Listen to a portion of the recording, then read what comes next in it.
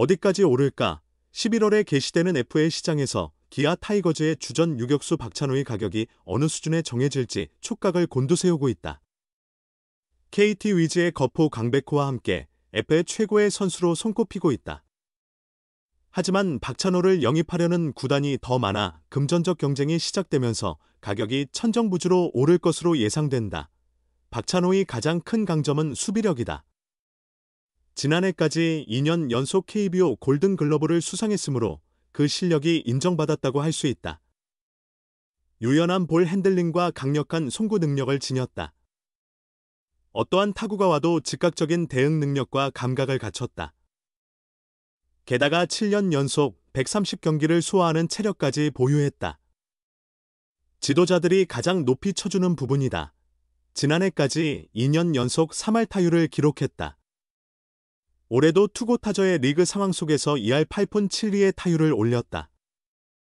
분명 장타력은 모자라지만 순수 타율만은 최상급이다. 올해도 잘 맞은 공들이 수비 정면으로 향하는 경우가 많았다. 2차례나 도루왕을 차지했으며 30도루 이상도 3번 달성했다. 올해까지 4년 연속 20도루에 성공했다. 올해는 27개의 베이스를 훔쳤다. 의지만 있으면 30도루는 가능하다. 공격, 수비, 주로 올인원을 갖춘 31세의 최정상 유격수가 시장에 나왔기에 관심이 집중될 수밖에 없다. 박찬호의 적정 가치는 예측하기 힘들다. 다만 지난 시즌 끝나고 한화로 트레이드된 심우준이라는 기준점이 생겼다. 그는 4년 총액 50억 원에 계약했다. 계약금 24억 원, 연봉 18억 원, 옵션 8억 원의 조건이었다. 박찬호가 공격 측면에서 더 우위에 있다는 점을 고려하면 약 60억 원 정도가 적정 가격이라고 볼 수 있다. 상당한 플러스 요인도 하나 더 생겼다. 관심을 보이는 구단이 많다는 점이다. 실제로 박찬호를 원하는 팀은 여러 곳이다. 롯데 자이언츠와 KT 위즈가 가장 적극적으로 움직이고 있는 걸로 알려졌다. 둘 다 유격수 공백으로 어려움을 겪었던 팀들이다. 키움 히어로즈와 두산 베어스도 잠재적 구단으로 부상 중이다. 경쟁이 심해지면 당연히 그 가치는 올라갈 수밖에 없다. 롯데는 김태형 감독이 시즌 내내 박찬호를 높이 평가하며 강력한 영입 후보로 떠올랐다. 올해 전반기 상위권을 달리다 후반기 무너지며 포스트 시즌 진출에 실패했다. 유격수 문제가 그 원인 중 하나였다. 2026 시즌 한설인 우승을 노린다면 적극적인 투자를 감행할 가능성이 크다. 서태지와 아이들이 데뷔한 1992년 이후 33년째 우승이 끊겨 있다. KT도 만만치 않다. 지금까지 모 그룹의 방침으로 FA 시장에서 큰 손을 쓰지 않았다. 하지만 이번엔 사뭇 다른 분위기다. FA 강백호의 잔류 여부와 안현민의 부상 이슈가 있지만 팀에 가장 필요한 박찬호 영입을 최우선 과제로 삼을 수도 있다. 거금 경쟁이 예고되며 적정 가격인 60억 원은 이미 넘어서게 됐다. 기아가 내년 시즌을 위해선 박찬호가 꼭 필요하다. 프로야구가 돈 논리로 움직인다고 해도 그를 키워준 홈팀에 대한 미련은 분명 있을 것이다. KT나 롯데와의 차이는 어느 정도 극복 가능한 수준이다. 하지만 기준 금액이 급등하며 적정한 계약액을 맞추기는 더 어려워졌다. 게다가 작년 우승팀이 8위에 그치자 그룹의 야구단에 대한 시선이 곱지 않다. 큰 투자를 하기 좋은 분위기도 아니다. 그래서 기아의 고민은 더 깊어질 수밖에 없다. 최근 기아 타이거즈의 주전 유격수 박찬호가 FA 시장에 이름을 올리면서 그를 100억 원대 가치로 평가하는 이야기가 업계에 퍼지고 있다.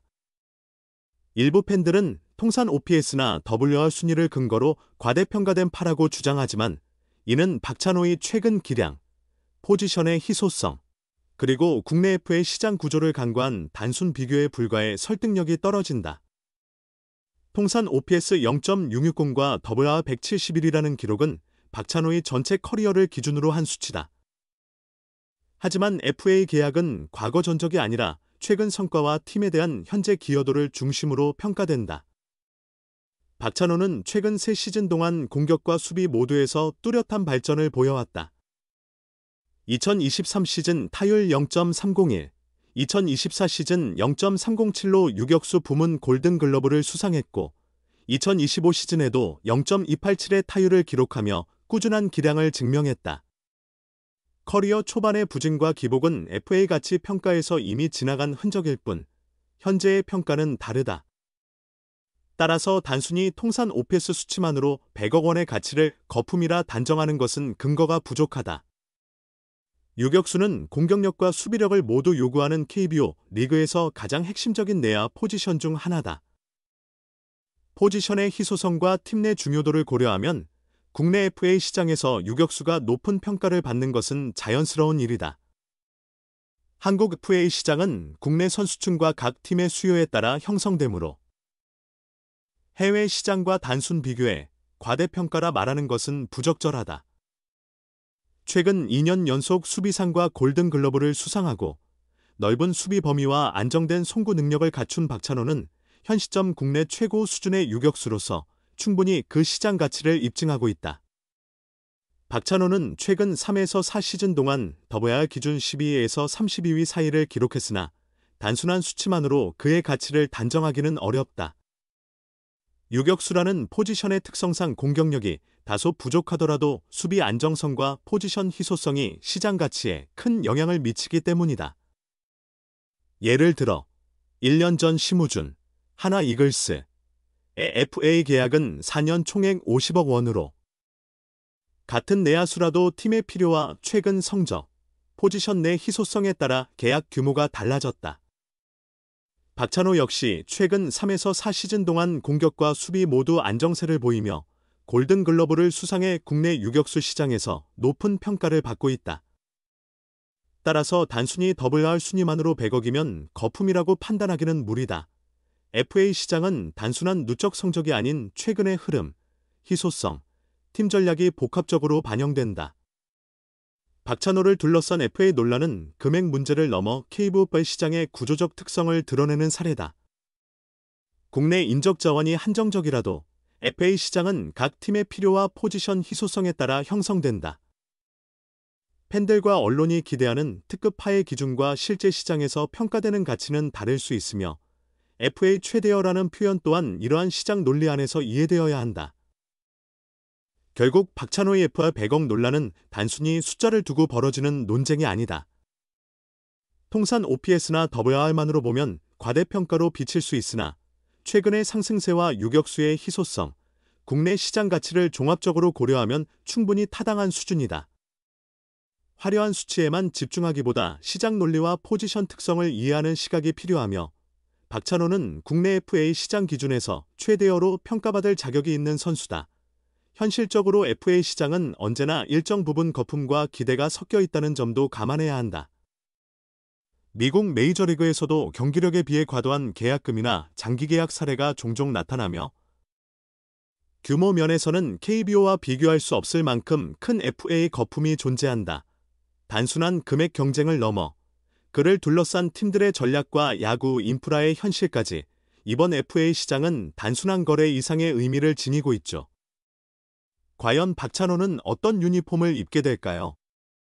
그리고 그의 선택은 KBO의 새로운 균형을 만들어낼 수 있을까요?